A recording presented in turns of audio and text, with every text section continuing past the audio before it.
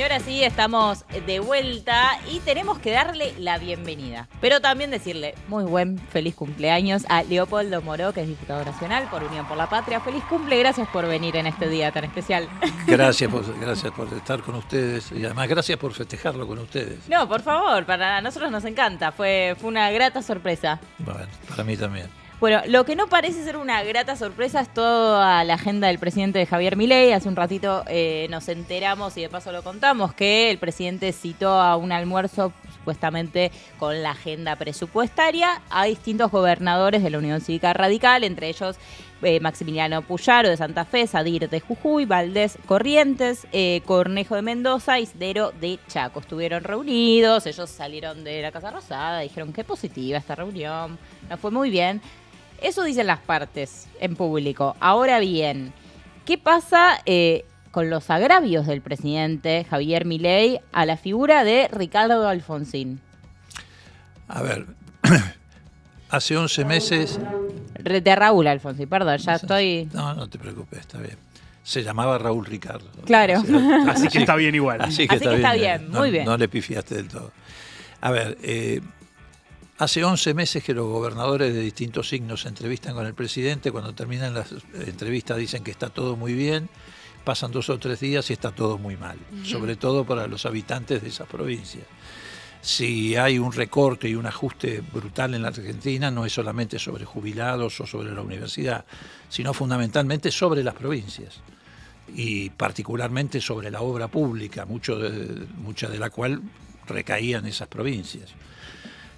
Así que es un juego de hipócritas, digamos, por decirlo de alguna forma. Lo que pasa es que yo creo que los gobernadores, no solamente estos 5, sino también algunos otros gobernadores que responden o respondían a lo que en algún momento se llamó Juntos por el Cambio, sí, y que provienen del PRO, tienen una especie de temor reverencial al presidente. Porque no hay ninguna razón por la cual puedan estar satisfechos con esta gestión de Milei, ninguna, absolutamente ninguna. Te reitero, les cortó todos los recursos, las transferencias automáticas, les paralizó todas las obras públicas. Es más, yo creo que en la política de destrucción del Estado, Milei tiene la idea, como ocurrió en alguna medida a mediados de la década del 90 con el menemismo, de transferirle incluso algunas funciones a las provincias, por supuesto sin los recursos que los acompañan. Por ejemplo, cuando estalló este tema de las universidades, vos viste que trascendió que una de las alternativas no era solo el arancelamiento, sino transferir universidades a las provincias. Repitiendo lo que hizo el menemismo a mediados de la década del 90, que transfirió escuelas y enseñanza secundaria a las provincias, por supuesto sin los recursos. Y eso contribuyó mucho a bajar no solamente el nivel salarial o de ingreso de los docentes, sino la calidad educativa. Claro. Así que bueno, y en este caso, bueno, además se agrega lo que vos decís. Es llamativa la falta de dignidad de estos 5 en particular que dicen pertenecer al radicalismo, después de lo que ocurrió en esta última semana, que no solamente fue un agravio, a mi juicio, deliberado de Milei respecto a la figura de Alfonsín, cuando lo acusó de golpista. Digo, vos podés discrepar con Alfonsín por muchísimas cosas, digamos, ¿no? Podés discutir muchas cosas de su gestión. Ahora, lo único que, no solamente en Argentina, sino en el mundo, en América Latina, todo el mundo le reconoce, es el carácter de padre de la democracia. Eso quedó casi como un sello indeleble. Tal vez no es exactamente padre de la democracia porque intentos democráticos en la Argentina hubo muchos y muchos fracasaron. Lo que sí es cierto es que él pudo llevar adelante con éxito el pacto democrático que nos ha permitido transitar 40 años de democracia, que es el periodo más largo de ejercicio democrático de la historia argentina. Y eso sin lugar a dudas es un mérito de Alfonsín. Bueno, Milei atacó eso y curiosamente 72 horas después se produce un episodio que tampoco tiene antecedente en 40 años de democracia, que es la vandalización o un acto de intimidación nada más y nada menos que en la sede del Comité Nacional del partido. A veces ha habido ataques a locales partidarios, a la Cámpora, a distintos lugares, pero nunca hubo un ataque a la sede nacional de un partido en estos 40 años de democracia. Y no solamente es grave lo que ocurrió, lo grave es lo que además dijo Milei respecto a lo que había ocurrido en ese ataque. Milei casi lo justificó, diciendo de que había sido como consecuencia de que ahí Lustó, el presidente del partido actual, había escondido documentación de la Universidad de Buenos Aires. Una cosa ridícula. Sí, medio pollerita corta, ¿no? Como qué casualidad, justo cuando íbamos a auditar las universidades se les produjo un atentado. ¿No será un autoatentado? Claro, bueno, él quiso instalar esa idea vinculándola a lo que él quiere hacer respecto a las universidades, que es desacreditarlas. Vos viste que Milei cada vez que recorta algo, primero lo desacredita. Entonces, ¿cómo lo desacredita? Con el latiguillo de las auditorías. Dice, vamos a auditar la entrega de alimentos. Con ese cuento, hace 11 meses que no entregan alimentos a la gente que está muerta de hambre. Vamos a auditar a Aerolíneas Argentinas. Ahora quiere hacer una auditoría ideológica, es un paso superior, digamos. ¿Qué sería una auditoría ideológica? Y es macartismo de la década del 50 trasladado a este tiempo, ¿no? Una casa de brujas. Es una casa es persecución ideológica. Entonces él dice, vamos a hacer una auditoría ideológica en la Cancillería. Y bueno, respecto a las universidades hace lo mismo. Vamos a hacer una auditoría. Y entonces quiso aprovechar esto. Ustedes se dan cuenta que es ridículo pensar que en la oficina de Lustó, en el Comité Nacional del Radicalismo, está toda la documentación de la Universidad de Buenos Aires, digamos. ¿A quién se le puede ocurrir eso? Pero ojo, porque esas cosas, precisamente por lo ridículo y la simplificación, a veces prenden, digamos, ¿no? Ellos juegan mucho con esa simplificación. Pero bueno, de todas maneras es gravísimo porque es una manera también de justificar lo que ocurrió. Y de amedrentar, porque digo, si uno todo el tiempo, en este caso Javier Milei, ejerce la violencia, aunque sea verbal, aunque sea con discursos de odio, y de repente prenden a alguien que esa violencia puede pasar a la acción, ir y abrir la puerta de un comité y vandalizar, bueno, eso genera, la violencia genera efectos. Bueno, había pasado algo muy parecido 48 horas antes en la Universidad de las Madres. Claro. Casi el mismo, fue un hecho casi calcado. Pero esto tiene que ver con algo que incluso trasciende a Milei. Vos sabés que hace ya un par de meses empezó a circular en lo que se llama la Internacional de Ultraderecha, que la coordina Steve Bannon. Empezaron a circular documentos acerca de una autocrítica que se está haciendo esa ultraderecha respecto a las experiencias que transitaron con Trump y con Bolsonaro. Según ellos, han sido demasiado débiles y tienen que tener una actitud más, digamos, dura y autoritaria. Y vos fijate que ha habido un cambio en el comportamiento de Milei. Milei antes tensaba desde el lugar del insulto, desde el lugar de la estigmatización. Pero ahora estamos frente a una situación, a una etapa diferente, donde efectivamente la violencia verbal, que primero fue simbólica, después verbal, se está traduciendo en violencia material. Esto que te decía recién, por ejemplo, la purga ideológica, la persecución ideológica, lo que sucedió en la Universidad de las Madres, lo que sucedió en la sede de la UCR, las patotas que aparecieron en pleno auge de la lucha universitaria para romper asambleas universitarias en Quilmes, en La Plata, los infiltrados que finalmente se confesaron como infiltrados en las manifestaciones, incluso uno de ellos llegó a decir, yo colaboro con la fuerza de seguridad. Son todos signos que van marcando un camino diferente al que se venía transitando. A eso agregale Patricia Bullrich, que es una especie de mercenaria de la violencia institucional, que hace lo suyo, descubre supuestos grupos terroristas, que después no son tales. Hay un clima de violencia que se va extendiendo. Entonces la pregunta que hay que hacerse, ¿son espontáneos que reaccionan disparados por lo que dice Milei o ya estamos en presencia de grupos paraestatales que se están organizando? ¿Vos qué crees, Leopoldo? Mirá, si es por la experiencia que me tocó en términos de mi historia generacional, tengo la sensación de que se empiezan a organizar grupos paraestatales. ¿Por qué? Porque, digo, un espontáneo puede ser un tipo, como ha ocurrido, que vaya a una manifestación a provocar. Sí, claro. Puede ocurrir. Puede ocurrir que en una asamblea universitaria, de pronto en el calor de una discusión, bueno, qué sé yo, pero que ya 5 tipos te asalten el local de un partido político o te asalten la sede de la Universidad de las Madres, se metan adentro. A ver, ¿ustedes saben dónde está el local del radicalismo? En la esquina de Entre Ríos y Alsina. Eso está a una cuadra del Congreso. Claro. El Congreso está sitiado, virtualmente sitiado por la policía permanentemente. Claro. Es más, si vos vas ahora te vas a encontrar que hay carros de asalto, que hay... Todo atrás sobre hidrantes, Riobamba, sí. Riobamba, Irigoyen, toda esa zona. Esa madrugada además se estaban levantando las vallas porque era el día de la marcha del orgullo gay. Estaba repleto de policía la zona. Y además es una zona que está repleta de cámaras de seguridad. Sí, claro, pleno centro. Además de las que están adentro del propio local del radicalismo. Una de las cuales, si lo mirás claramente, se ve la cara de uno de los asaltantes con toda claridad. Entonces vos decís, espontáneos, 1:30 de la mañana, 5 tipos, escalando, entrando de esa manera. Parecía liberado. Claro, una zona, Parecía. claro. Además vos la escuchás a Burlich o a Wolf, el secretario de Seguridad de la ciudad, y te dice, no, lo nuestro es maravilloso, tenemos cómo, a través de las cámaras, cómo identificar los rostros, identidad de rostros, tenemos, digo, y de repente nadie sabe nada, nadie descubre nada, y después tenés otro problema, una justicia que está dormida.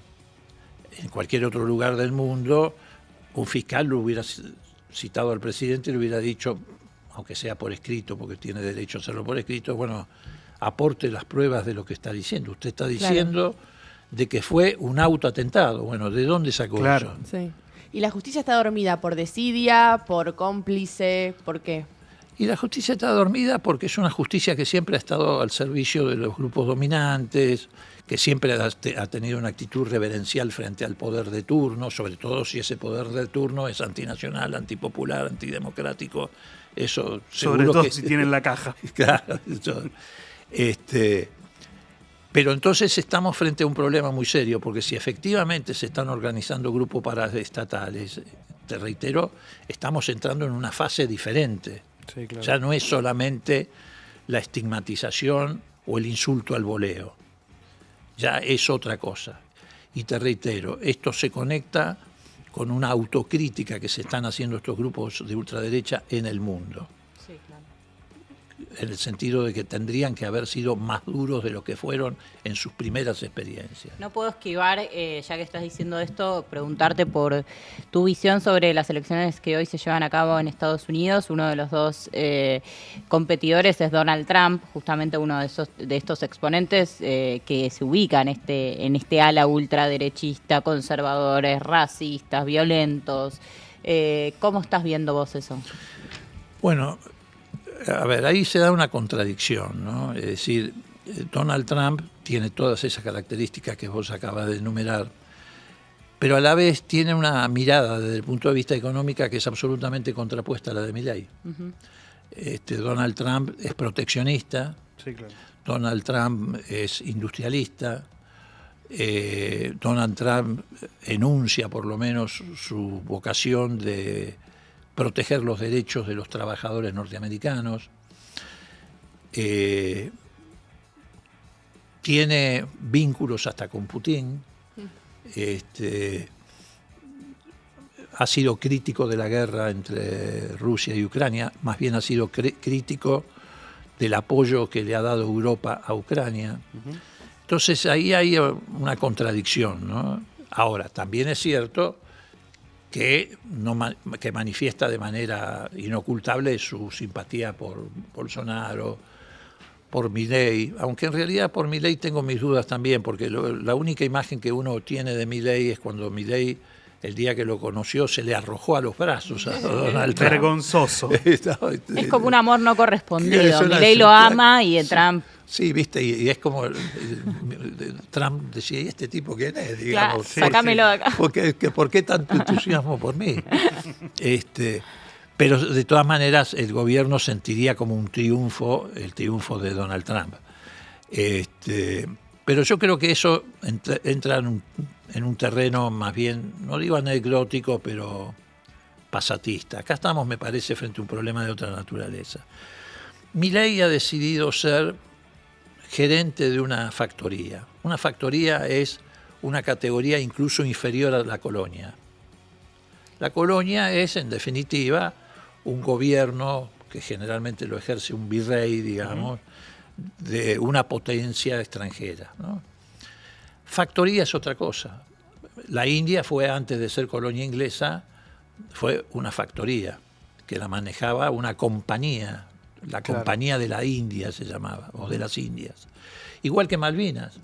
Malvinas, antes de ser, como ocurrió sobre todo después del frustrado intento de recuperarla, era propiedad de una compañía, de la Falcon, uno de cuyos socios era el esposo de Margaret Thatcher.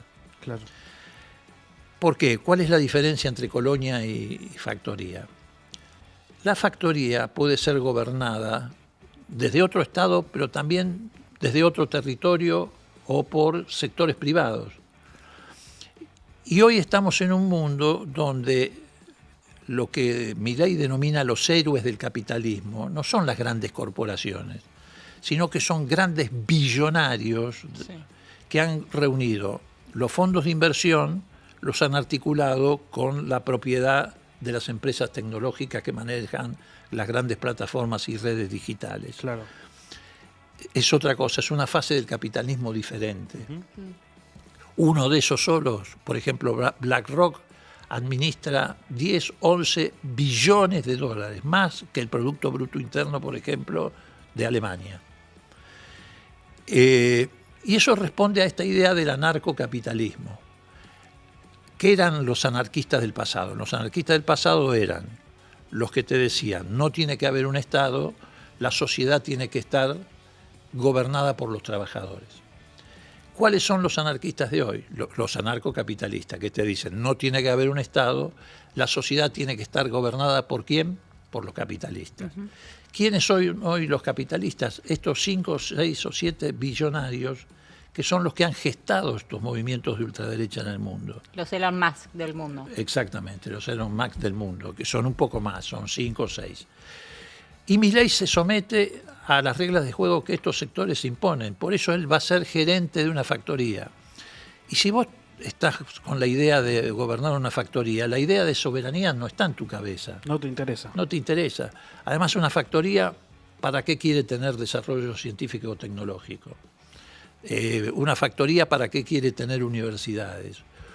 Incluso una factoría, ¿para qué quiere tener Fuerzas Armadas? Sí, por eso te plantean transformar a las Fuerzas Armadas en una especie de Guardia Nacional o policía, digamos, privilegiada. Sí. Por eso mandaron al Congreso la ley que felizmente la tenemos parada, de reforma de la seguridad interior para facilitar otra vez la participación de las Fuerzas Armadas en la vida ciudadana, organizando retenes para controlar ciudadanos, pudiendo aprender gente en flagrancia, etc. Es decir, ¿para qué necesitas todo eso si vas a hacer una factoría? O sea, vas a ser gerente de estos supermillonarios del mundo. Y eso me parece lo que hay que discutir, porque lo que hay que hacer es diagnosticar correctamente lo que representa Milei. Yo creo que todavía nosotros no hemos terminado de profundizar un debate acerca de lo que realmente representa Milei. E incurrimos muchas veces en el error de abordar la crítica desde las formas. Es decir, desde esa actitud que tiene Milei, que por supuesto nos produce rechazo a todos, nos produce, digamos, en algunos casos hasta repugnancia por la perversidad, el carácter deshumanizante de sus políticas. Pero me parece que no tenemos que caer en la trampa de frivolizar la caracterización de lo que está ocurriendo. Lo que está ocurriendo es muy grave para la soberanía de la Argentina y muy grave para la democracia de la Argentina. Y mientras tanto, ¿cuál es el rol que debería ocupar la oposición? Bueno, primero ser oposición. Partir de la base, es ¿no? importante. Es terrible que haya que aclararlo, pero... Primero ser oposición. O sea, no dialoguistas, para que se entienda, no ir a comer milanesas, ni asado, ni chinchulines olivos. Claro, ¿sabes por qué? Porque además tenés una cosa muy rara, ¿no? Tenés oposición que no se opone. Claro. Entonces, Sí. ¿no? Figuran como oposición en la guía, pero no Sí. se oponen. La oposición oficialista. Exactamente. Oposición oficialista me gusta mucho. Creo que en ese sentido Unión por la Patria ha dado pasos hacia adelante importantes. Primero hemos mantenido la cohesión, que no es poca cosa porque nos tiraron varias bombas de profundidad para rompernos, ¿no? Esto por ahí la gente no lo percibe, se mueve en la superestructura de la política, pero fue todo un logro sostener ese bloque de Unión por la Patria, esos 99 diputados. Sí, claro. Segundo, yo creo que desde ahí hemos avanzado también en el sentido de que al principio el resto de los sectores opositores en sus distintas categorías no querían saber nada en asociarse con nosotros, ni siquiera para defender los intereses más elementales de la sociedad. Bueno, eso también se ha ido rompiendo. Hemos hecho acuerdos puntuales importantes. Bueno, por ejemplo, cuando votamos nosotros una ley que modificaba la fórmula previsional, o cuando votamos la ley de financiamiento para las universidades. Alguien que no se está viendo dirá, bueno, pero se las vetó. Sí, la vetó y obtuvo el número necesario para vetar, pero ya no tiene el número necesario para sancionar leyes.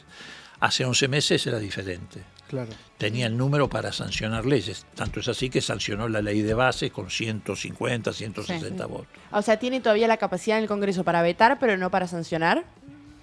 Milei Sí. tiene solamente capacidad para vetar. Y Eso da un poco más de esperanza. Y- Yo porque pensaba el Congreso estaba muy ejecutivo. No. Milei solo hoy tiene número para vetar y no sé por cuánto tiempo. Bien. Y no sé por cuánto tiempo. Porque tampoco le va a resultar gratis este ataque al sistema democrático, porque incluso hay sectores que se definen como republicanos o de centro derecha, que hay algunos límites que no van a tolerar que se sobrepasen. Y cada vez se les hace más difícil alinearse con el gobierno, por más que estén identificados en lo económico. ¿Vos te referís, por ejemplo, al bloque de Pichetto, a la coalición cívica o a otro sector? Y al propio radicalismo, que se ha roto precisamente por la tensión que pone Milei. Además, cuanta más tensión genere Milei, más rápidamente va a desaparecer lo que se denomina la avenida del medio. Claro. Porque a la tensión que él pone, también nosotros le respondemos con tensión. Cuando digo nosotros me refiero al Movimiento Nacional y Popular en Argentina, que en estos meses fue dando pasos de a poco, cuando sobre todo pudimos articular la calle con el palacio, es decir, cuando pudimos lograr que se empalmara lo que estábamos haciendo dentro del Congreso con la demanda de los sectores sociales que se movilizaban, que aportaban, que iban ayudando a cambiar la correlación de fuerzas, a elevar el nivel de conciencia de la sociedad, etc. Por eso creo que en el horizonte inmediato se va perfilando, y acá termino la respuesta a lo que vos me preguntaste, la construcción de una alternativa, que es lo que está faltando. Todo lo que es el aspecto crítico está presente, todo lo que sabemos que se está haciendo mal lo señalamos y lo confrontamos, pero yo creo que la sociedad está esperando algo más, que es la aparición de una alternativa. Hay mucha gente que pasó de la esperanza a la desilusión. Hay mucha gente que salió de la desilusión y pasó a la bronca. Pero hay mucha gente que además quiere y necesita una alternativa. Y ahí, bueno, hay que trabajar. Y trabajando en eso, ahora las elecciones para el PJ iban a mostrarnos dos listas, una de Ricardo Quintela, otra encabezada por Cristina Fernández de Kirchner. Finalmente la semana pasada la jueza Servini puso un freno a la solicitud de la lista de Ricardo Quintela por una serie de incumplimientos, con lo cual estaría encaminado que la lista única sería la de Cristina Fernández de Kirchner. ¿Cómo considerás este paso en términos de la reconfiguración de este espacio y la generación de la alternativa? Mira, ahora sí voy a opinar, porque hasta hace unos días yo trataba de no opinar sobre la interna del PJ, porque yo no provengo del PJ ni soy afiliado al PJ, Claro. y me parecía no solamente que era una falta de respeto, sino que además podía hacerle el juego a aquellos que dicen que el PJ se ha transformado en una variante socialdemócrata. No porque yo sea socialdemócrata, que no lo soy, pero como provengo de un partido como el radicalismo, que sí es un partido que se ha definido en su momento como socialdemócrata, tampoco ahora es socialdemócrata, pero esa es otra discusión. Entonces yo evitaba hablar de la interna del PJ.